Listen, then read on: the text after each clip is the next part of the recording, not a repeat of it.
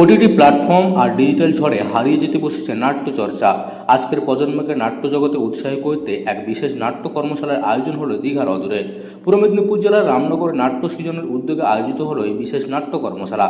রামনগর ১ নম্বর ব্লকে স্বয়ংসিদ্ধা হলে অনুষ্ঠিত এই কর্মশালায় অংশ নেন এলাকার বহু নাট্যপ্রেমী যুবক যুবতী। নতুন কিছু শেখার আগ্রহ ছিল চোখে পড়ার মতো। অনেকেই প্রথমবার মঞ্চ অভিনয়ের প্রশিক্ষণে অংশ নিতে এসে বেশ উচ্ছ্বসিত। আমরা যারা নাট্য সৃজনের আজকে কর্মশালায় যুক্ত হয়েছি, নাট্য সৃজনের পাশে থাকার আহ্বান জানাই, যাতে এইসব কর্মশালাগুলো চলতে থাকে এবং থিয়েটার গ্রুপ, যারা ছোট ছোট থিয়েটার গ্রুপ হচ্ছে, আগে হয়তো ছিল না, এখন হচ্ছে, তাদের পাশে থাকার জন্য অনুরোধ জানাবো। এই কর্মশালায় প্রশিক্ষকের ভূমিকায় ছিলেন বিশিষ্ট নাট্য ব্যক্তিত্ব মিলান দাস। তার তত্ত্বাবধানে অভিনয়ের বিভিন্ন দিক নিয়ে বিস্তারিত আলোচনা করা হয়। শরীরচর্চা, ভয়েস মডুলেশন, সংলাপ উপস্থাপনা সহ সবকিছু শেখানো হয় ধাপে ধাপে। অংশগ্রহণকারীদের দিয়ে সরাসরি অনুশীলন করানো হয়। ছোট ছোট গ্রুপে ভাগ করে মঞ্চ অভিনয়ের কৌশল শেখানো হয়। কিভাবে দর্শকদের সঙ্গে সংযোগ তৈরি করতে হয় তাও বোঝানো হয়।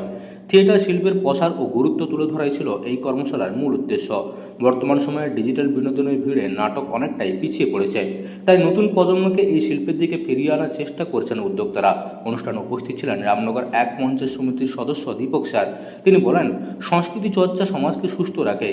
এলাকার যুবকদের এগিয়ে আসা খুবই ইতিবাচক। প্রশাসনের পক্ষ থেকেও সব ধরনের সহযোগিতার আশ্বাস দেওয়া হয়। বলা হয়, এলাকার ছেলেমেয়েদের নাট্যচর্চায় প্রশাসন সব ধরনের সহযোগিতা করবে।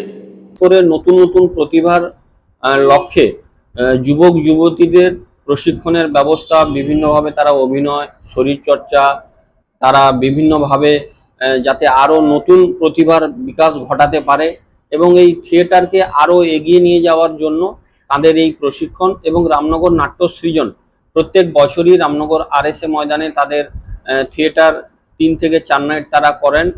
রামনগর নাট্য সৃজন প্রতি বছরের মতো এবছরও নানা সাংস্কৃতিক অনুষ্ঠানের আয়োজন করেছে। তারই অংশ হিসেবে এই নাট্য কর্মশালার উদ্যোগ নেওয়া হয়। উদ্যোক্তারা জানিয়েছে, এই কর্মশালার মাধ্যমে নতুন প্রতিভা খুঁজে বের করাই তাদের লক্ষ্য। স্থানীয় যুব সমাজের মধ্যে নাটকের প্রতি আগ্রহ বাড়াতে এই ধরনের উদ্যোগ অত্যন্ত জরুরি। উপকূলীয় এলাকায় এমন কর্মশালা হওয়ায় খুশি স্থানীয় বাসিন্দারাও। পূর্ব মেদিনীপুরের রামনগর থেকে মদন মাইতির রিপোর্ট, লোকাল 18 বাংলা।